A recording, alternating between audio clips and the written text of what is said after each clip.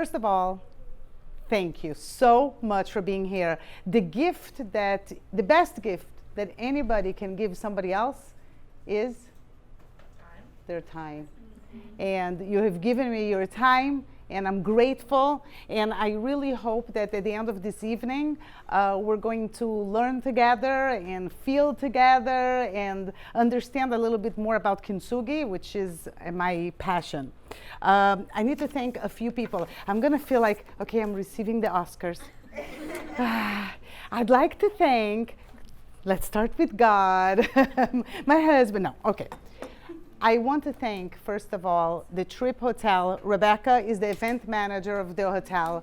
10 days ago, I had this idea, and she has been such a pleasure to work with. So if you have an event and you need a room like this, I'm telling you, contact Rebecca.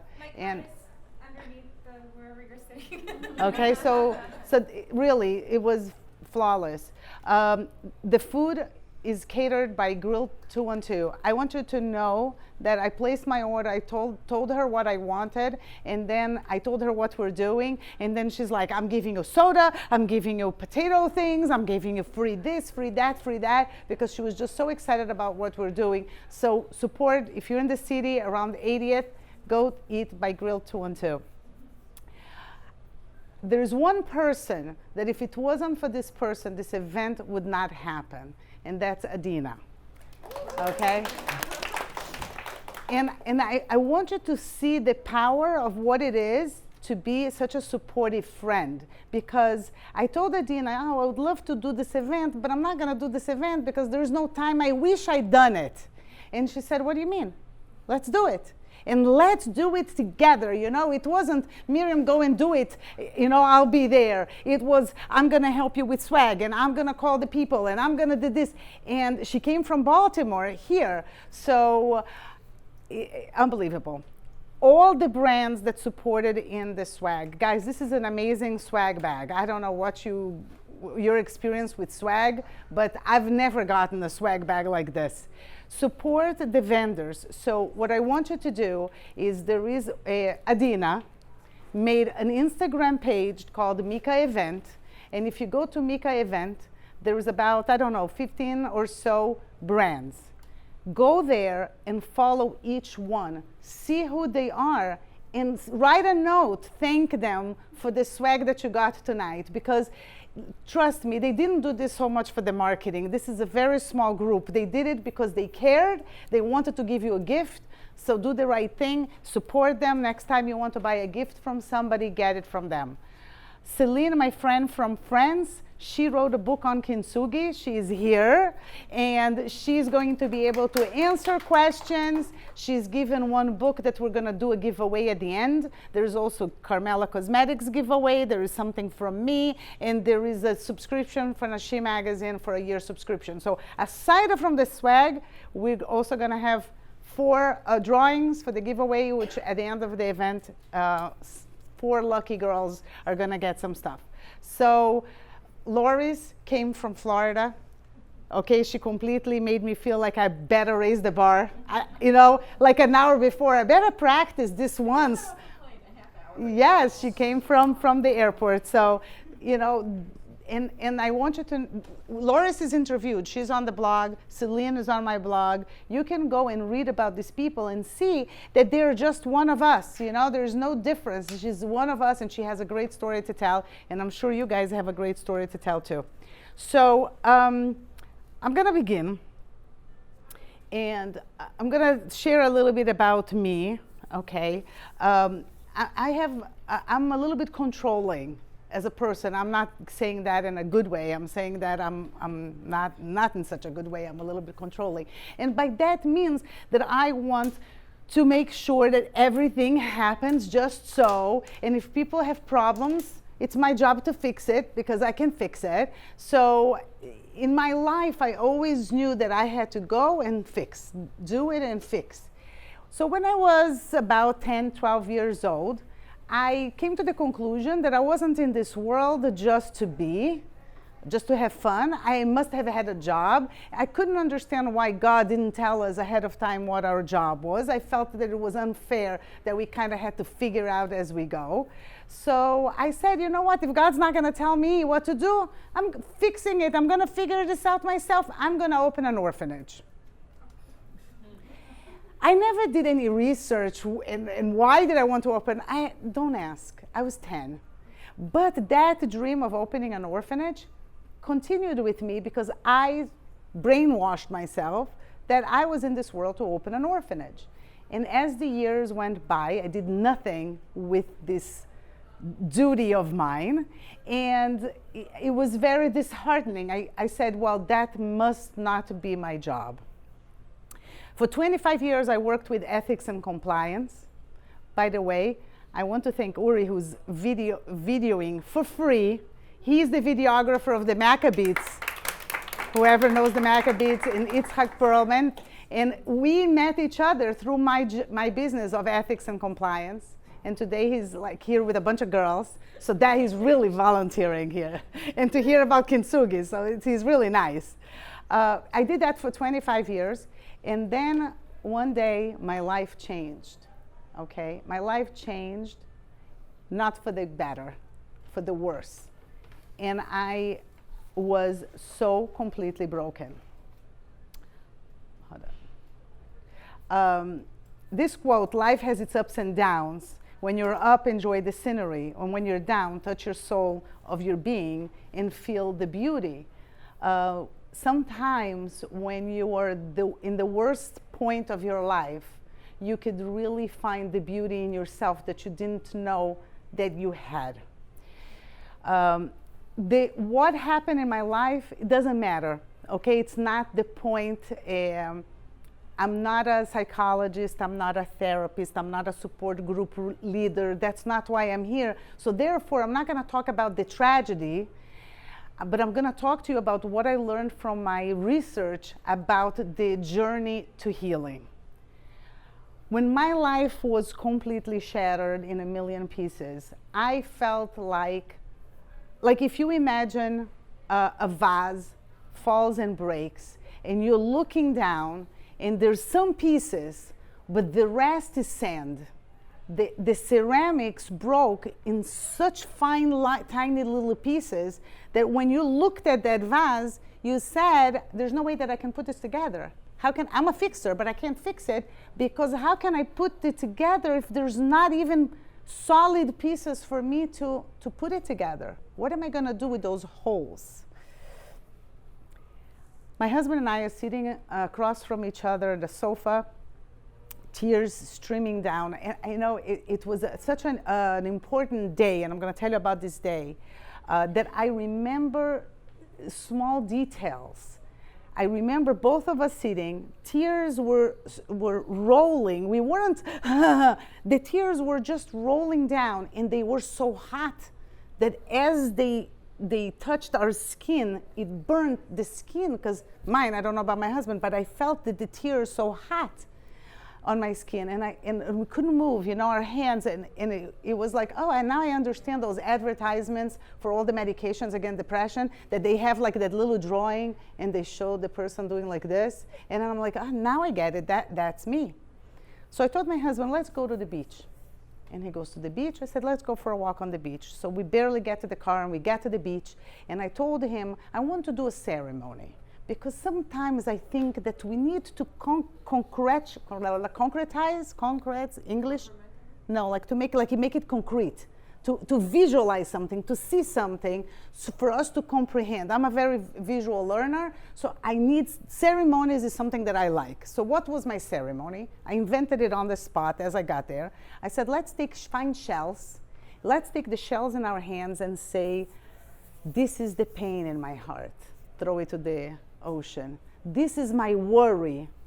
Throw it into the ocean. This is the uncertainty. Throw it into the ocean. This is my powerlessness to fix the problem, because I'm a fixer, so I couldn't fix it. So for me, it was devastating that I couldn't fix it. So let's put it and say a prayer and throw it in the ocean. So we did that, and then we continue walking, and then I tell him, we prayed up until now, we prayed for our problems to be resolved. But we never prayed for God to give us help. We never prayed for strength. We only prayed for a solution. But sometimes the solution is to go through the problem. What if we just pray for strength?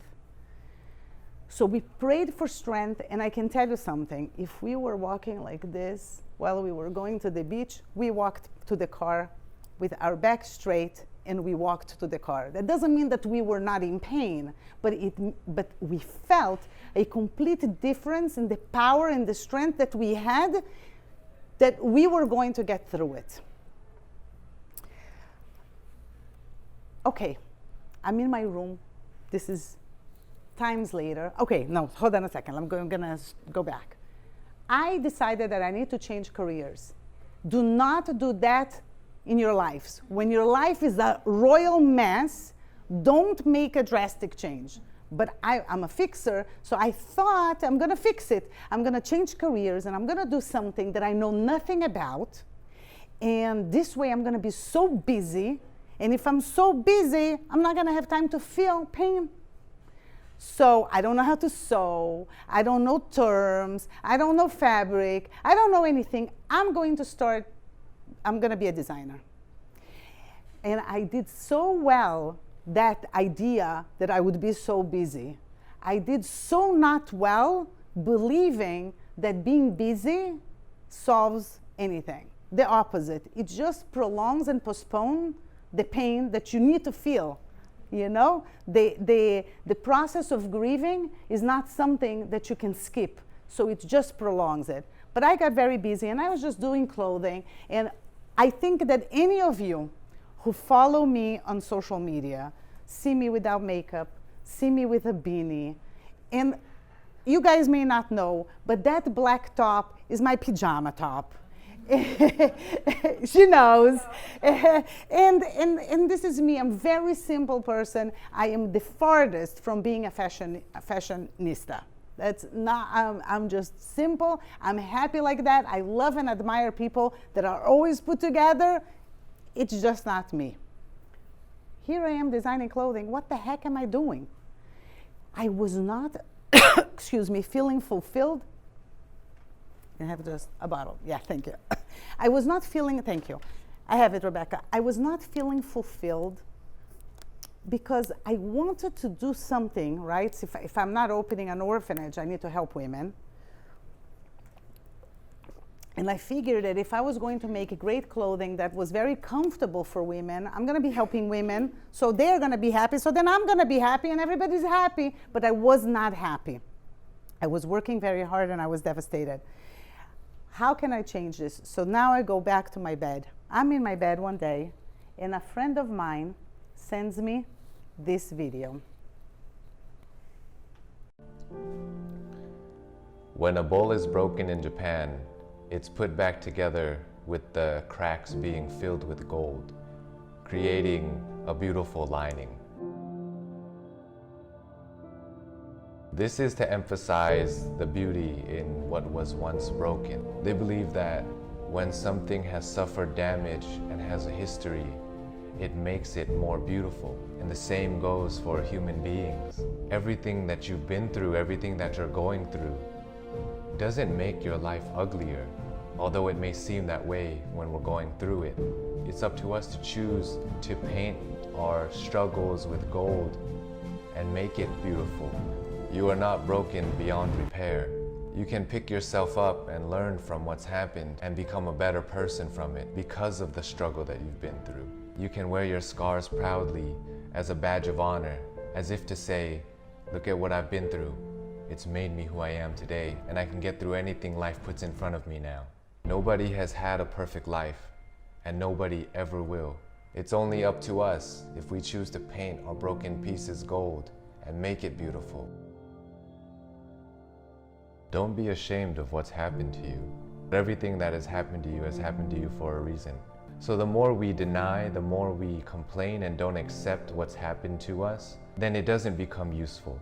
The moment that we accept and find what's useful in the struggle, the things that we've been through, And that's just like us painting the cracks in our broken pieces gold, turning something that could be ugly into something beautiful and inspiring.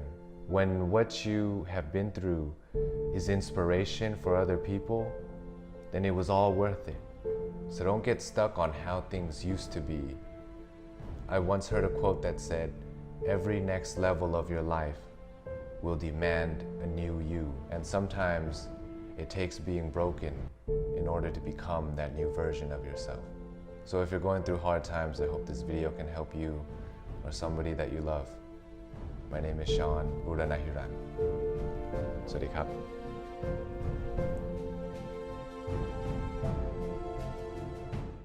Okay, do you know what I did? I listened to it again, and then I listened to it again, and then I listened to it again. And I can't count how many times I listened to it. One time after the next. And you know what I did afterwards? I ran downstairs in my house, and I screamed. Hold on. That's what I, nope. Here is what I screamed. I have an idea. So I want to tell you something. The brain of a creative human being is like fireworks. And my brain is fireworks. I have 1,000,000 ideas an hour, and I verbalize them. And because of my complicated personality, I work on them and I make them happen. What happens is that when a person like that comes downstairs screaming, "I have an idea," your family runs for cover. They are gone. They're out of the room. And I said, no, everybody come here because I have an idea. And the idea is the Mika that you know today. It is We Are Kintsugi. And it's the collection that I said, you know, why are we paying to wear clothing with Gap, with whatever brand, you know? We need to promote. We need to wear something that we're going to find healing for us as a reminder every time you look at the cracks and you say, there is hope, I can fix, everything is fixable. Or you're gonna see somebody else wearing and you're gonna say, I can fix, it's a reminder for me, or I'm gonna be kind, maybe that person went through something, because everybody goes through something. So can't I create a line of clothing that can inspire and empower people to know that they're not broken beyond repair? And through Kintsugi, I went back and I saw myself as that broken vase on the floor where I was sand, pieces were sand. Like if you look at pictures of Kintsugi, you'll see that there are some pieces that there's like a big blob of gold, and that is because either the piece got lost or it was a sand and there was no filling it, so they filled it with urushi, with the lacquer, and then they painted over with gold. And suddenly I'm looking at this video and I'm looking at my life and I'm saying, I am fixable. I can get whole again. And not only that, I'm going to be a lot more beautiful and precious and valuable. And now I'm going to have this wisdom after I go through this process, and I'm going to have this wisdom to share with people. Oh my God, forget about the orphanage. I don't need to fix anybody else. I need to fix myself, because I am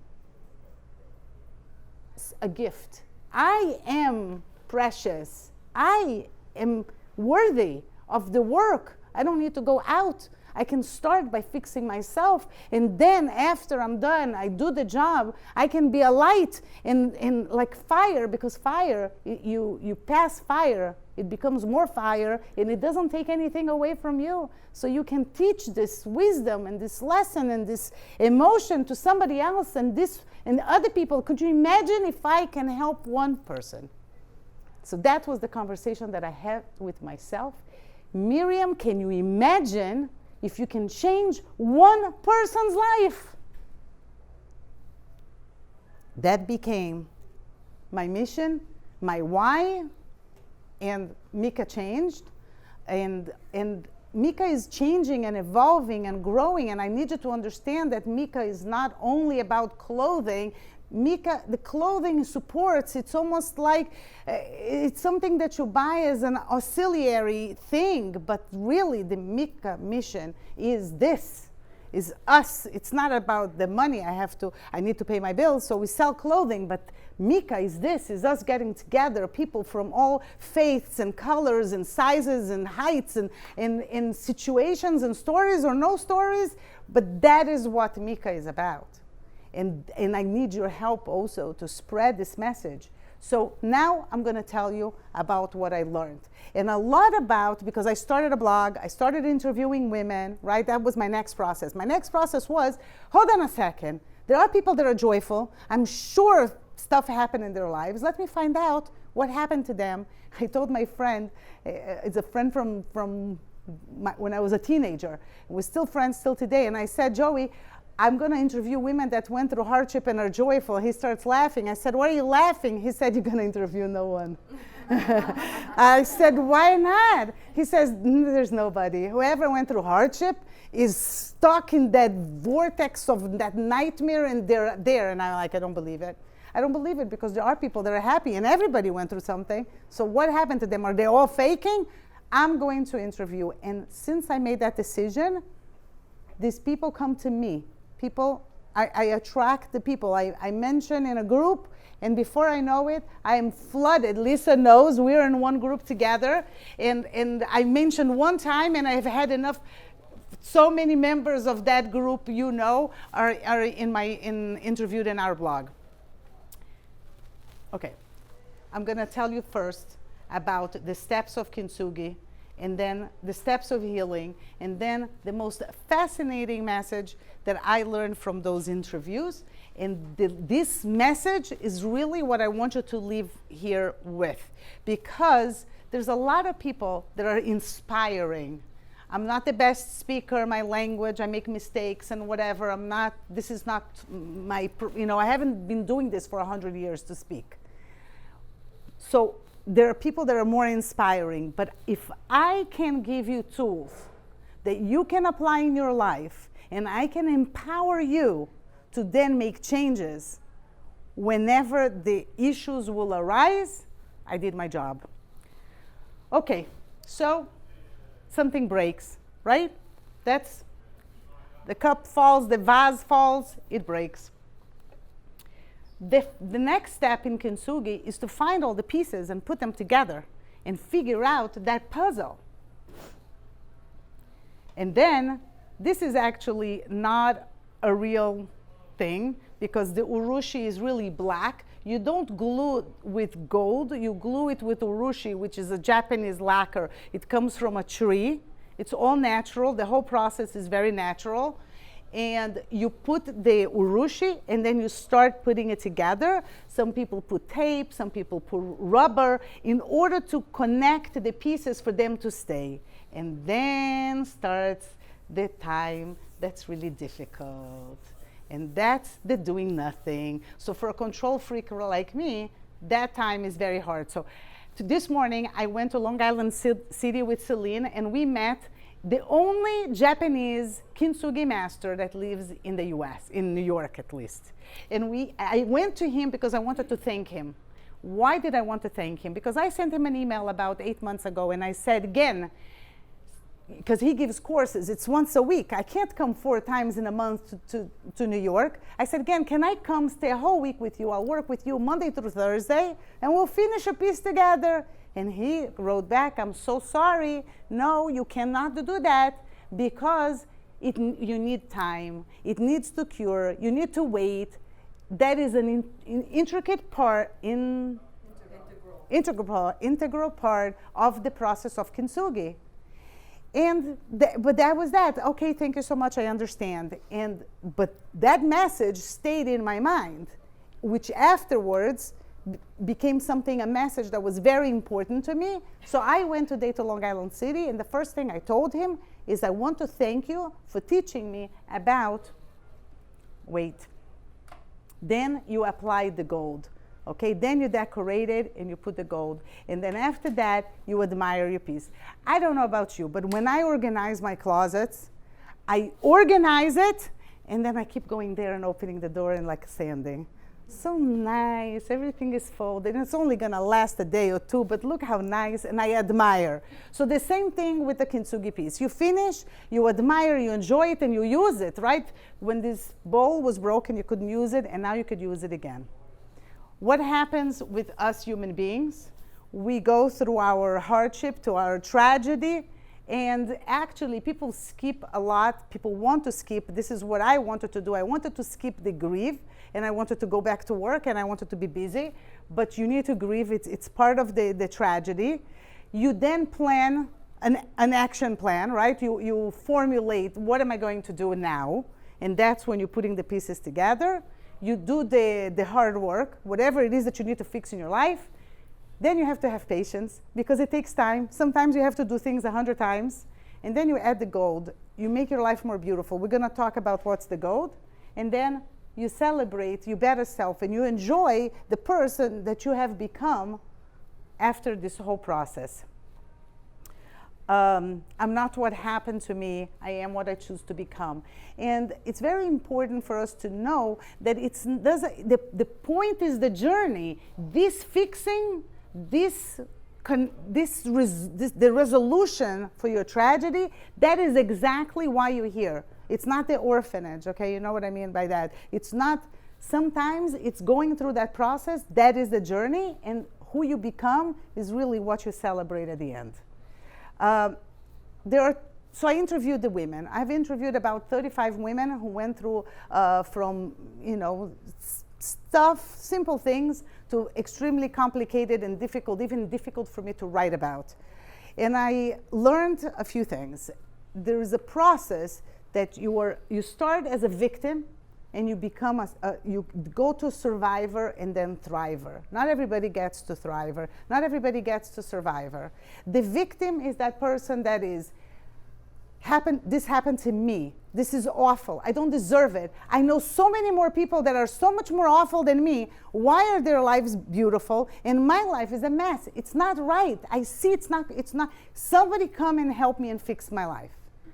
The survivor went through it, managed to get over, managed to release that negativity from themselves, and they're surviving. They're like, I'm carrying it through, but I'm much better. I'm in a better place, and I don't believe that anybody needs to fix anything. I did the work, and I'm okay. Who is the thriver? The thriver is the one that looks into their lives, and they say, whatever it is that broke me and that I fixed now, that is my mission. I'm going to take that, and I'm going to talk to other people. I'm going to inspire other people. I'm going to share. I'm going to give them my wisdom. I'm going to save them time from, if somebody is going through the same thing, I'm going to talk to them, and I'm going to tell them, no, do it this way, because, or I'm here. I'm just here to support you. I'm here to love you, and I'm going to be there for you. But that the thriver is somebody who is yearning to share with others the wisdom that they gain from their pain to make somebody else's life better and easier. And that is the source of the ultimate joy, right? What was the topic of the speech today was finding joy after hardship. Joy is when you can be service to others. I gave a speech many years ago about happiness, and the secret of happiness, I'm going to tell you in one word, for my entire research, secret of happiness is altruism, is when you do good for others. When you're service to others, that brings you happiness. You can buy a Louis Vuitton, you can buy a Porsche, you can do all of that. The highs are temporary. It's just like chocolate. You get it, you get a high, and then you crash. And then you go to the next thing, and you keep looking forward. The only thing that brings you a lasting happiness is when you help other people, because the memories, that high, the dopamine that you get from seeing and realizing that you changed somebody's life for the better, that doesn't go away. That becomes part of the fiber of your being, and that helps you reach happiness. But what happens when, okay, so I'm going to skip that. And I'm going to go here. What happens when you're broken? Because what it is happy is when you do for others, but you can't do for others when you're broken. What does that mean? A vase holds water, and inside, and then you put your flowers. So the vase is doing a service. If the vase fell and break, you cannot put water, you cannot put flowers. The vase cannot be of service. A cup falls, you cannot drink from it. It broke. That's it. It cannot be of service. So what happens with a person that is broken, went through hardship, cannot be of service? If they cannot be of service, how are they going to become happy and joyful? They can't unless they do now for themselves. And that's this whole fashion now that everybody talks about self-care, right? We're all talking about self-care because then we're talking about spas and manicures and pedicures, and that is temporary. Remember, what makes you happy is being of service. When you are broken and you cannot be of service for others, it's because it's time for you to be of service to yourself. And you need to start going through this process of putting the pieces together and having patience and waiting for the time to do its thing, and until you're whole and you complete yourself, and now you can also be for others, and that's the thriver. Now I'm going to share with you. If you want to take notes, you can. If you don't want to take notes, I can send this one slide to you. Those are the 10 things that I found in common between all the women that I interviewed so far that went from hardship to joy. They are Jews, Christians, Muslims, white, black, Asian, tall, short, fat, skinny, model, normal, average people. I tried to get a little bit of, so nobody can say, oh, you just took American, white, middle-aged, 5'5" women. No, it's people from different countries, from different races, from different sizes, from different backgrounds, from different everything. And they are just like you and me. One person, okay, one of my followers sent me a message. She said, Miriam, why does the stories have to be so gory and so this? Can't you just talk about a mother with a child with learning disability? Like, why does it have to be a rape, a this, a that? And I said, because these things happen to anyone. It can happen to you. Any of the stories that are there is no discrimination against who it happened. Trust me, these women came from good backgrounds. They did not believe or expect that those tragedies would happen to them. And it happened to them. And then what? They hate being a victim. They despise it. They don't want to be a victim by no means. They don't enjoy their place. They are embarrassed. And they're willing, they're going to get out of that situation. Nobody is going to tell them, I'm sorry. No, they hate that. They hate it. They take responsibility for their actions. And what I mean by that is that they say, this happened to me.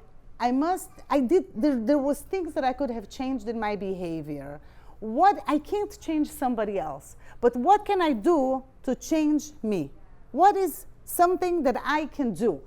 Jacqueline, she's one of the first, maybe the second woman that I interviewed. She was dating this Marine guy, she had a degree in physics, she was a brilliant woman, and he abused her. And she's like, I stayed. After the first time that he did something like that to me, I stayed. Why did I stay then? Why did it not 2 years? 2 years later, you were so manipulated, it's so hard to get out. But the first time, the first slap on the face, why was that okay? Because I didn't value who I am, and I stayed and I thought it was okay. She took responsibility. They're ready to do the work. Okay, so I'll continue with Jacqueline, just as an example. Jacqueline left. He kicked her out, he left. The idea was for her to come back and beg, and she did, and he didn't open the door right away. And she became homeless. This is a physicist, okay? From a great home, average, middle American, nothing complicated, great family. She's homeless. She didn't want to call her parents. She wanted to resolve the problems herself, and she was willing to do the work to get herself out of that mess. Every single woman I asked, do you believe in God? every single woman said that they either believe in God or they believe in a higher power, that they all believe that there was a reason for whatever happened to them that happened to them. That none of them said, this life, I'm going to come, I'm going to live, I'm going to die, and then I'm nothing, and there's nothing. And it's just everything casual. Like, none of them. They all believe in a power that is bigger than themselves and that there is an ultimate good to what happened to them. They take time to introspect. They didn't rush to find a solution. They understood that black slide that I have a very hard time with, the time and the patience. They understood that slide. They got it. They got the memo, and they understood that it takes time, and they gave it to themselves. It's a gift that you give to yourself, the gift of time, right? Just like you came here and you gave me the gift of your time, you deserve that time for yourself. They get help. They all get help. Either they go through a therapist, the medication, friends, dog. They understand that they can't do it alone, and each one found something that would be helpful to them. Many read self-help books or religious books. I recommend Celine's book wholeheartedly. I was the first American person to receive the English version directly from the publisher. I got it on a Thursday. Saturday morning, I sat and I read until I finished. It's really a workbook, but I wanted to finish right away to give Celine my feedback. And I'm telling you, it is a gem. It's on Amazon. She didn't ask me to do sales. I am telling you, if you want to give a gift to somebody or to yourself, buy the book and do it. Anybody who's going through a hard time, I am telling you, it's going to help you go through this process. So, forgiveness. This is one of the questions that I ask. Tell me about forgiveness. I have a very hard time with forgiveness. Very hard time. Not because I don't forgive, the opposite. I'm a very forgiving person. But I couldn't understand the concept when I'm talking to women who were raped or they went through genocide or they went through the Holocaust. The whole concept of forgiveness. What are we forgiving? What does it mean? Do we even have the right to forgive? What am I saying? I'm absolving them from the responsibility of their actions. Like I don't get the whole word. I don't know if I'm a foreigner and that's the breaking language, but the whole thing of forgiveness I couldn't understand. And Jacqueline said to me, Miriam, you don't forgive the unforgivable. And Catherine said something else, and I connected both girls. Catherine said, when you are angry with somebody, when you're hurt by somebody, because we're all energy, when you're angry with somebody, what you're creating is a bond between you and that person, a connection, right? Just like love and hate. You love, you have a connection to the person. You hate, you have a connection to the person. So Catherine told me, I had a choice to stay connected to what hurt me or break that. So that means I'm not absolving that person from the responsibility of their actions, but I am not allowing that person to continue hurting me. I don't need to think about it. I need to take my life what it is after it broke. I have to fix, I have to do it my work, and that person gets nothing else from me. That person or that thing or that situation or that political thing, I put it in a box and I don't allow that to hurt me anymore. It's not absolved, but I am severing the between those feelings. Okay, if there's one thing that you guys can do, work with me on this. Because this is something where I am trying to work on this so much. How many times I told Adina, I don't think anybody's gonna come. Why am I saying that? Look at this room. I had to turn people away. Why am I saying that? Why am I saying that people won't come? Why do we look in the mirror and we find every freaking flaw? Right? People tell me, somebody posted on a Facebook group, I don't even remember which one. When I mentioned the word fat, what do you think? And I wrote cozy hugs. Everybody else wrote me. Some people wrote avocado.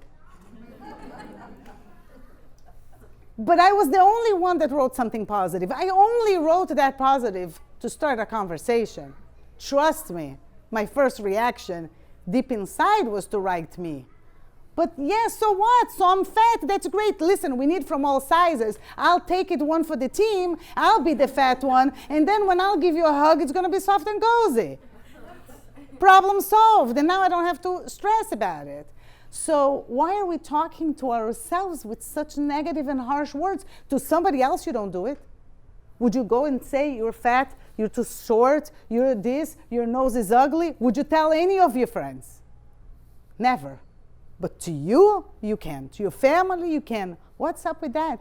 So these women really practiced. They made a decision. It wasn't always there, but they made a decision to stop it. I'm trying so hard to work on it. If you ever hear me on with my beanie and my pajama top saying anything negative about myself, call me out on it and work with me on it. It's very, very hard.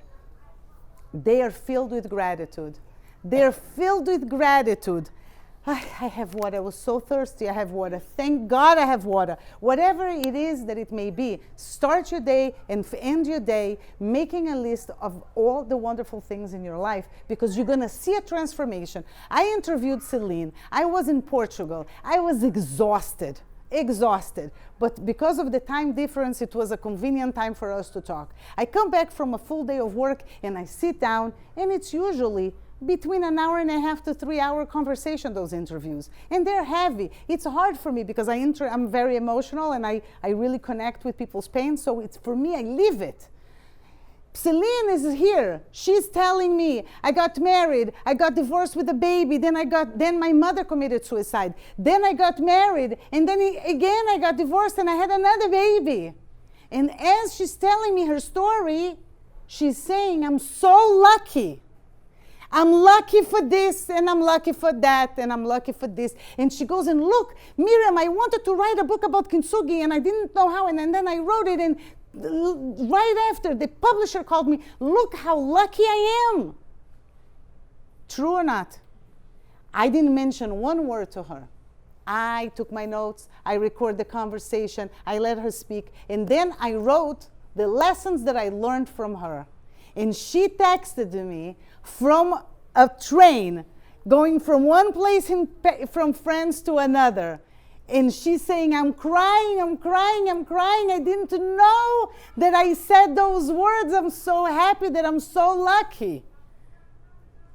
We are so lucky.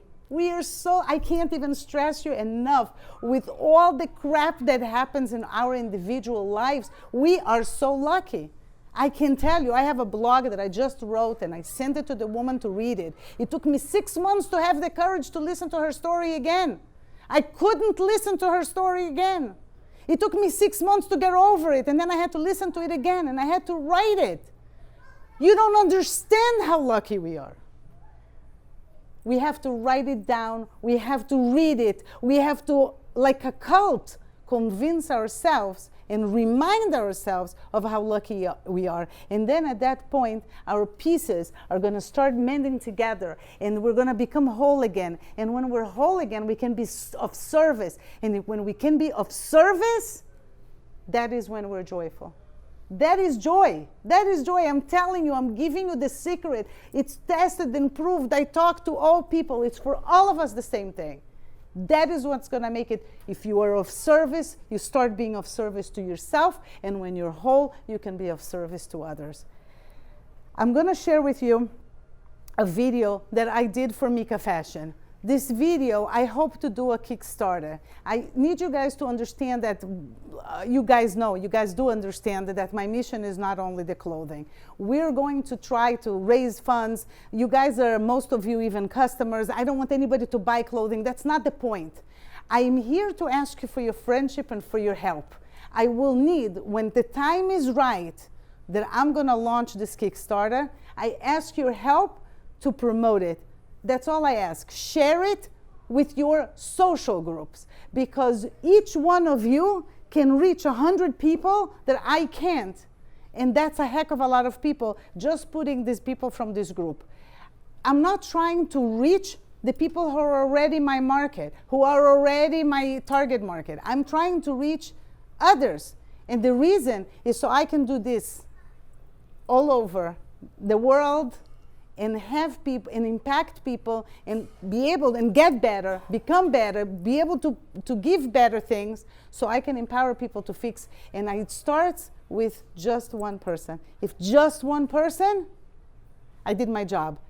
I want you guys, because I'm a control freak, as you know, if you put in practice anything that you learned here, and I'm sure that there's nothing new. I didn't say anything new. The only thing new that I told you is that these women that apply this are all joyful no matter what, that they're all the same. All of the rest, you have read it, you know it, there's nothing new under the sun. If you put any of this in practice and it changes your life, just send me a virtual hug via Instagram, because I'm a hugger. So now I'm going to show you this, and this is what I would like you eventually to share.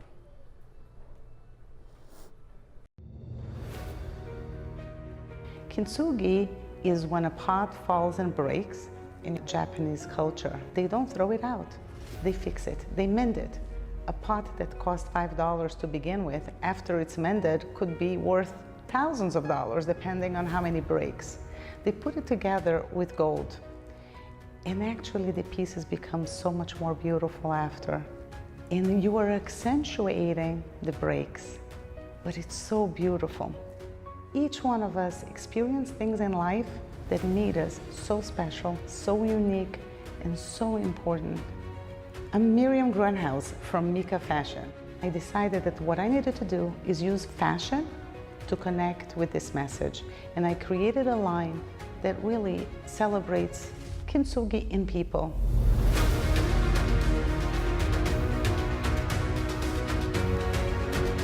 I want to create something that is artistic, that is meaningful, and that is healing. I really hope one day that when people will see another wearing one of my pieces, that they will say, wow, I need to be kind. That person went through something difficult. Or, wow, I need to be inspired. That person put the pieces together and they're better today. We're all somewhere broken, but it's how you put yourself together. If I can heal one woman, if one person will come back and say that this was meaningful for them and that it lifted them up,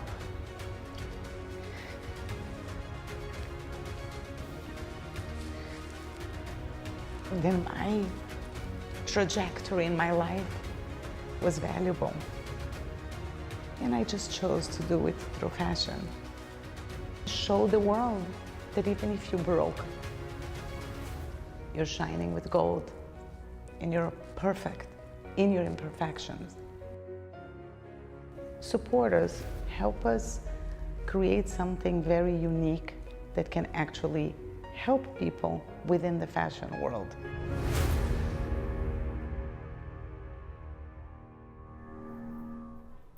Thank you so much.